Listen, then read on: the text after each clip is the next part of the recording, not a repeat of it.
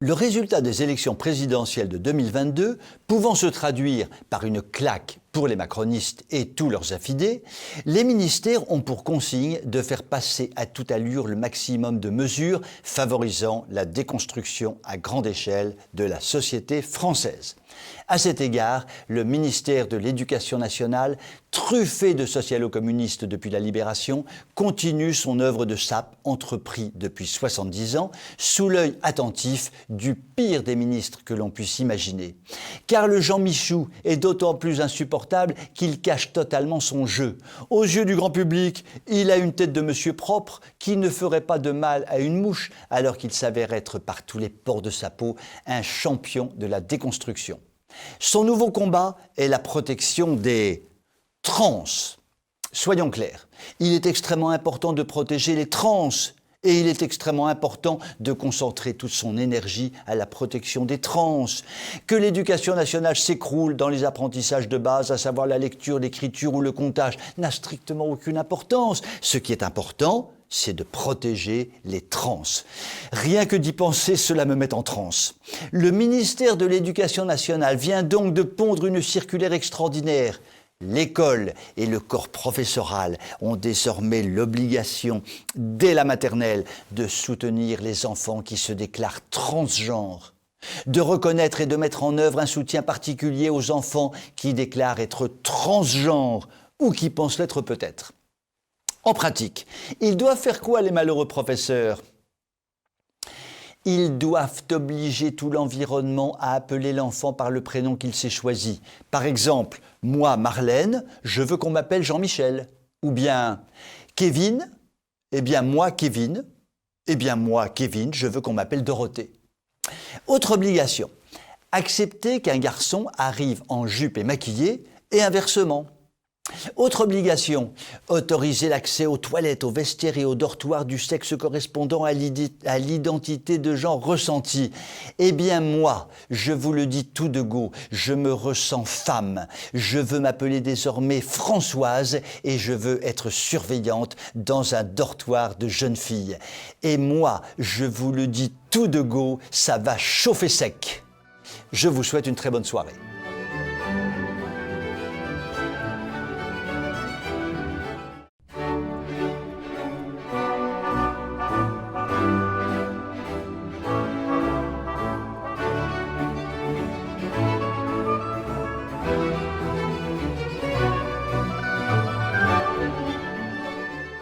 Le système politico-médiatique l'a décidé, parfaitement bien relayé par une partie très soumise de la population.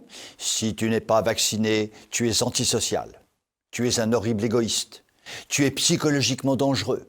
Tu ne penses pas à ta voisine. Tu n'es pas humain. Tu as tout du gros porc. Porc halal, évidemment. Dans une manifestation parisienne récente contre la dictature sanitaire, TV Liberté interrogeait un homme assez jeune qui a développé une thèse tout à fait intéressante. Je la résume. Si vous n'êtes pas vacciné, que vous soyez porteur du virus ou pas, vous devez payer les tests à chaque fois que vous en avez besoin. A contrario, si vous êtes vacciné, les tests que vous faites sont gratuits. Ainsi, la société crée deux catégories distinctes concernant le traitement d'une maladie. Le tout gratuit pour les vaccinés, le tout payant pour les non-vaccinés. Notre fringant jeune homme constate ce fait incontestable, l'égalité pour tous dans le traitement d'une maladie est bafouée. Dont acte, dit le jeune homme, c'est ainsi, acceptons-le. Mais dans ce cas de figure, dit-il, il faut mettre en œuvre ce nouveau principe pour toutes les maladies. Et il évoque le cas des fumeurs. Les cancers des poumons dus à la cigarette coûtent des dizaines de milliards d'euros à la sécurité sociale chaque année. Il importe donc de dresser deux catégories de Français, les fumeurs et les non-fumeurs. À partir de maintenant, tout fumeur atteint d'un cancer des poumons ne bénéficiera plus du système ultra-protecteur de notre sécurité sociale et devra donc se soigner à ses propres frais. Autre exemple, les innombrables Français qui conduisent sans permis. À partir de maintenant, tout accident causé par un automobiliste conduisant sans permis sera financièrement pris en charge dans son intégralité par le conducteur frauduleux, qui devra donc payer les soins de toutes les personnes qu'il aura blessées et payer de sa poche les soins qui lui seront éventuellement prodigués. Ce qui engendrera des milliards d'euros d'économies pour la sécurité sociale et les assurances. L'on pourrait multiplier à l'infini ce genre d'exemples. Tout cela révèle clairement que nous sommes effectivement entrés dans une dictature sanitaire qui ne dit pas son nom, qui consiste à bafouer de façon indécente les principes élémentaires qui régissent notre société en termes notamment de liberté. Ceux qui se font vacciner sont libres de le faire, c'est leur choix, c'est leur droit. Ceux qui refusent le vaccin sont libres de le refuser. Les exclure de la vie sociale de façon dictatoriale est tout simplement un scandale, comme aurait dit feu Georges Marchais. Je vous souhaite une très bonne soirée.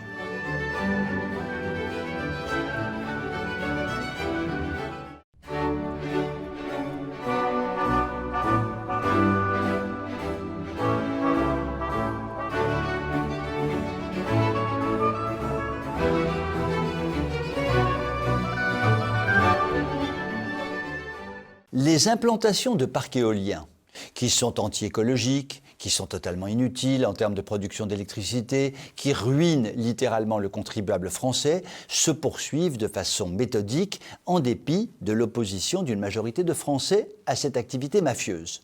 Au large des superbes côtes du Croisic, pour l'invraisemblable somme de 2 milliards d'euros, est en train de s'achever l'implantation d'un gigantesque parc de machines dont l'emprise au sol sera de 80 km² et dont la hauteur s'élèvera à 150 mètres au-dessus du niveau de la mer. Ce qui s'apparente pour cette région de l'Atlantique à un désastre écologique sera dupliqué dans les meilleurs délais à Fécamp, à Saint-Brieuc, en Bretagne du Sud et finalement tout le long des magnifiques côtes françaises. Nous le disons depuis très longtemps sur TV Liberté, cette installation massive de machines est absolument dramatique pour notre pays. Tout d'abord, la production de ces engins est presque intégralement réalisée par l'Allemagne et le Danemark. Couvrir la France d'éoliennes enrichit considérablement ces deux pays. D'autre part, la construction et l'implantation des éoliennes est particulièrement anti-écologique, ce qui est tout de même un comble. Ensuite, le coût de l'électricité produite par les éoliennes est infiniment supérieur au coût de l'électricité produite par le nucléaire. La facture d'électricité des Français ne cesse de croître. En outre, les éoliennes ne marchent que de façon intermittente. Elles doivent être accompagnées d'usines au gaz permettant de réguler la production électrique. Or, les usines au gaz sont très polluantes. Enfin, les lobbies pro-éoliens touchent de tous les côtés des fonds considérables pour promouvoir cette énergie hautement critiquable, au point que certains spécialistes n'hésitent pas à parler d'une mafia de l'éolien. Pour toutes ces raisons, nous ne pouvons que nous associer à tous les Français qui subissent dans leur environnement l'implantation de ces machines monstrueuses qui vont considérablement détériorer les paysages d'un pays considéré comme l'un des plus beaux du monde. Et nous ne pouvons que féliciter les combattants courageux qui, tel notre ami Fabien Bouglet, agissent en profondeur pour stopper le cours mortifère de l'implantation d'éoliennes. Je vous souhaite une très bonne soirée.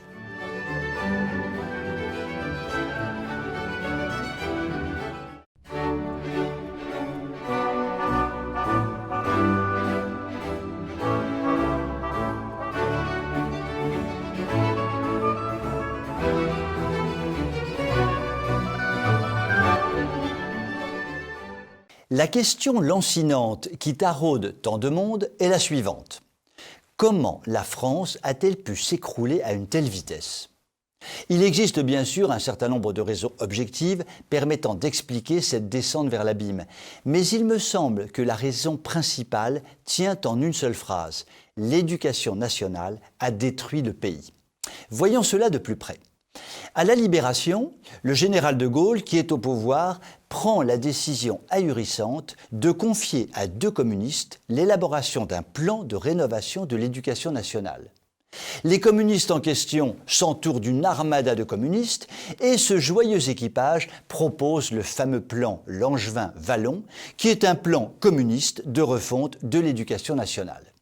Ils en profitent pour faire du ministère de l'Éducation nationale un bastion communiste imprenable. Le ver est désormais dans le fruit, mais Dieu merci, la 4e République met tout de même de côté le mortifère plan Langevin-Vallon. La France est provisoirement passée à côté du pire.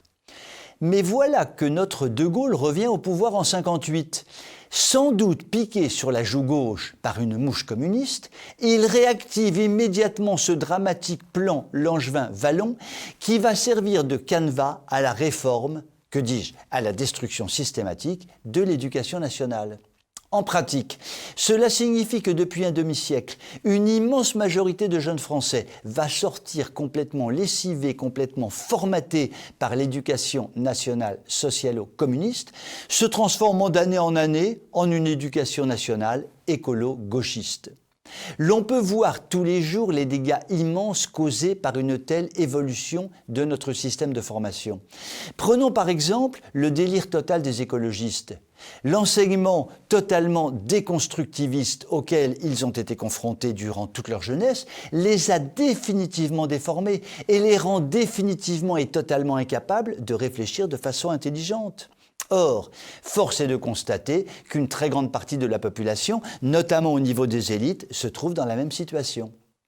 Il en résulte que la France qui résiste, la France qui analyse, la France qui réfléchit en profondeur, qui lutte de toutes ses forces contre la déconstruction, est une France dont l'adversaire se révèle d'une force redoutable, car se servant à grande échelle de ce qu'il y a de pire, la soumission et l'inertie.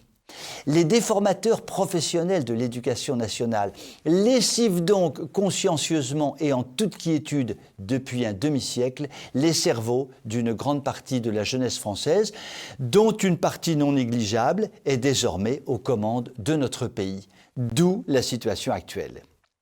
Cette organisation mortifère de l'éducation de notre jeunesse devra être prioritairement chamboulée dans les années à venir, à condition bien sûr que les déconstructeurs de tout poil soient renvoyés dans leur foyer en 2022.